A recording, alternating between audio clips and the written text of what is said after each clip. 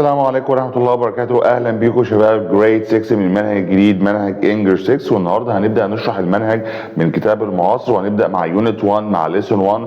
هنبدأ بعض يا شباب نمشي مع بعض خطوة خطوة، نقرأ الكلمات، بعد كده نشوف الدرس بيتكلم عن إيه، ونشوف كل تفصيلة في الدرس عشان نبقى فاهمين العناصر والأفكار اللي في كل درس، عشان في الآخر نعرف نكتب باراجراف عن الموضوع. فإحنا عندنا أول يونت 1 وعندنا ليسون 1. زي ما احنا عارفين إن ليسون 1 بيتكلم على A day in Egypt، بيتكلم على A day in Egypt. تعالوا مع بعض نقرأ الكلمات، بعد كده نشوف الدرس شرحه ايه. عندنا كلمات زي ما انتم شايفين كده يا شباب. عندنا أول حاجة buy souvenirs، buy souvenirs، make furniture، make furniture، play music، play music، walk to a small museum، walk to a small museum، visit ancient sites، visit ancient sites، take photos، take photos.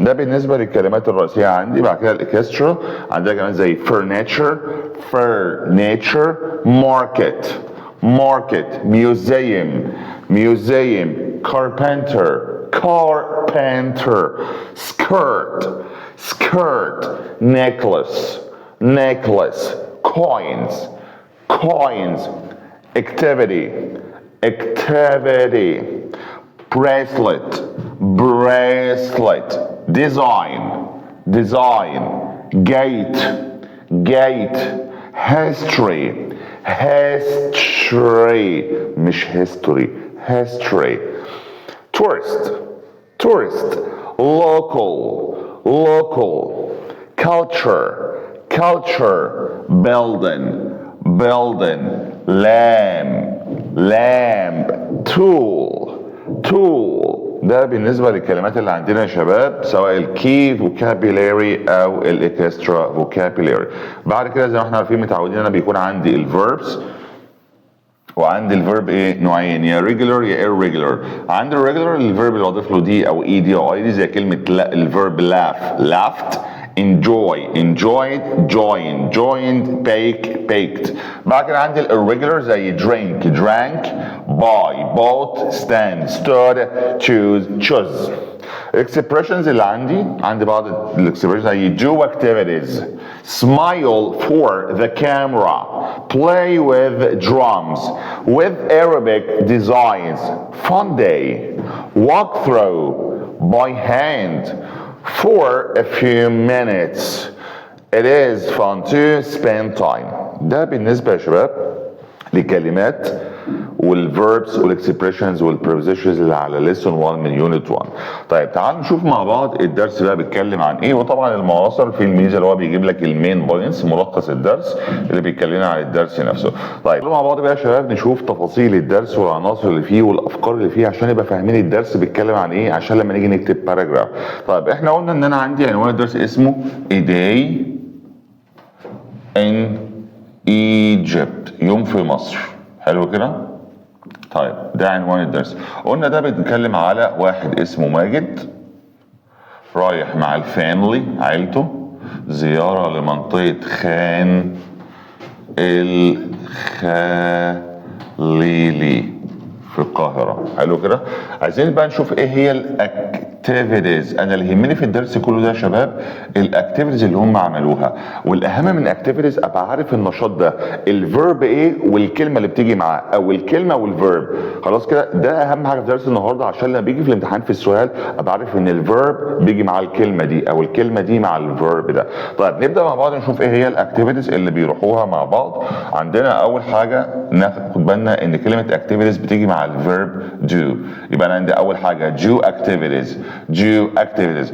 اول حاجه عملوها لما راحوا الماركت، هم راحوا اول حاجه راحوا السوق بتاع خان الخليلي، راحوا هناك اشتروا buy souvenirs،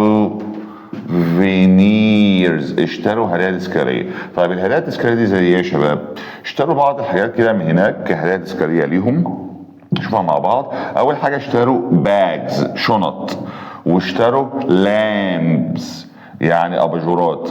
بعد كده اشتروا bracelets زي كده حظاظات او ايه او حاجات انسيالات. بعد كده اخته اشترت نيكلس. ده بالنسبه للسوفينيرز اللي اشتروها من هناك.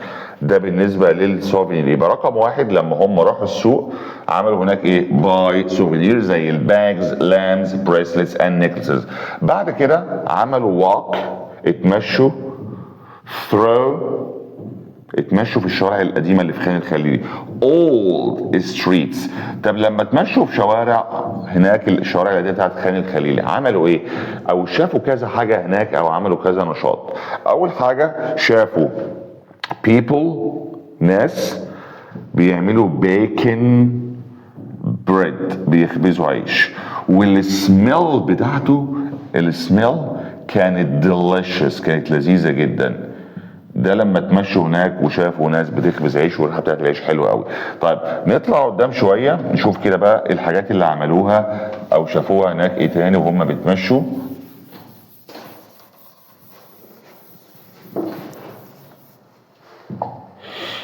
طيب بعد كده هم اتمشوا قدام شويه شافوا سي workers، شافوا عمال اللي هم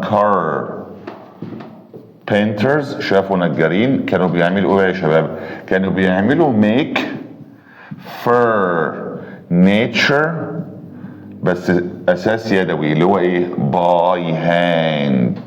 والحاجات دي بنسميها ايه؟ بنسميها crafts.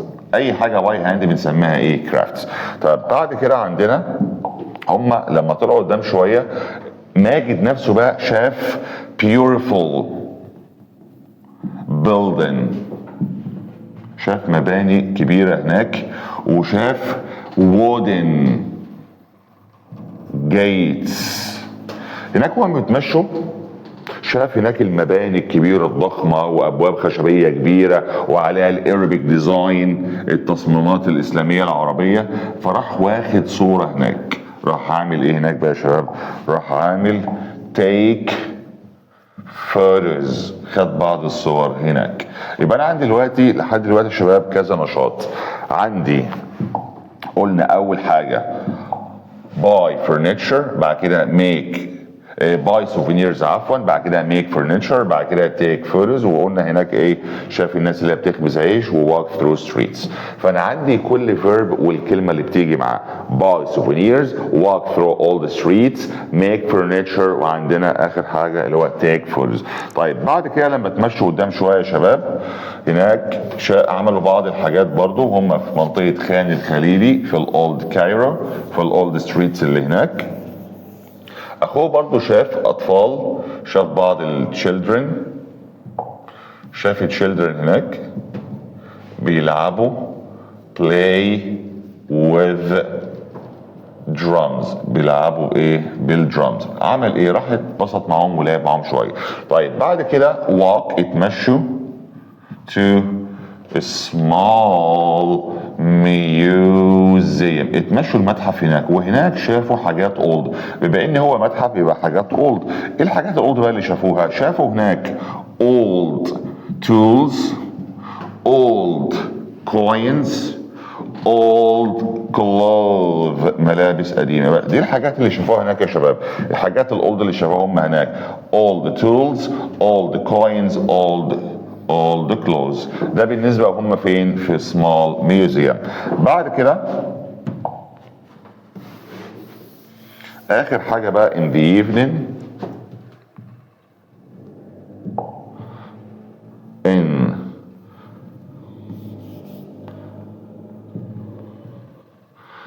the evening بالليل بقى عملوا ايه؟ راحوا عملوا visit للancient sites، الاماكن الاثريه او المواقع الاثريه اللي هي حوالين منطقه خان الخليلي. فهي دي الاكتيفيتيز اللي ماجد وعيلته عملوها هم هناك. باي سوفينيرز، شافوا ناس بتعمل بيك بريد، شافوا عمال بيعملوا ميك فرنتشر، خد صور تيك فوتوز، طلع قدام شويه شاف الواك تو ا سمول ميوزيوم، شاف الحاجات الاولد. بعد كده بالليل عملوا فيزيت للانشنس. يبقى لو هنلخص العناصر دي يا شباب بتاعت درس النهارده ونقول كده 1 باي 1 ايه هي الاكتيفيتيز اللي عملوها. هناك وهم في منطقة خان الخليلي كده بالترتيب عشان يبقى عارفين الدرس ومرتبينه مع بعض. طيب أول حاجة قلنا buy souvenirs. تاني حاجة قلنا شاف ناس بيعملوا bake bread. تالت حاجة شافوا ناس بيعملوا make furniture. بعد كده take خدوا صور لكل الأماكن اللي راحوها take photos. بعد كده عملوا هناك visit عفوا عملوا walk to small museum. وبعد كده بالليل بقى in the evening هناك عملوا ايه visit ancient sites. دي الأنشطة اللي عملوهم هناك buy souvenirs, bake bread, make furniture, take photos, walk to a small museum and visit ancient sites.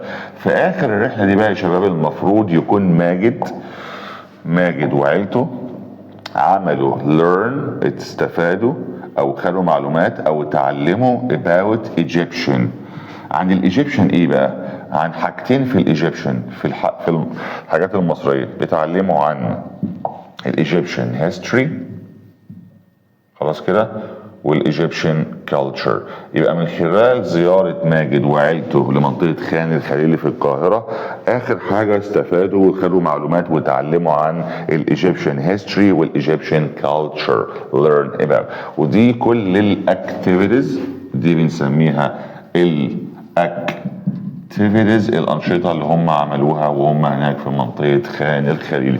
يبقى ده ملخص الدرس يا شباب لما ماجد وعيلته راحوا منطقه خان الخليلي والانشطه اللي عملوها واستفادوا ايه من الرحله دي. ده بالنسبه لليسن 1 من يونت 1 زياره ماجد بعنوان A Day in Egypt.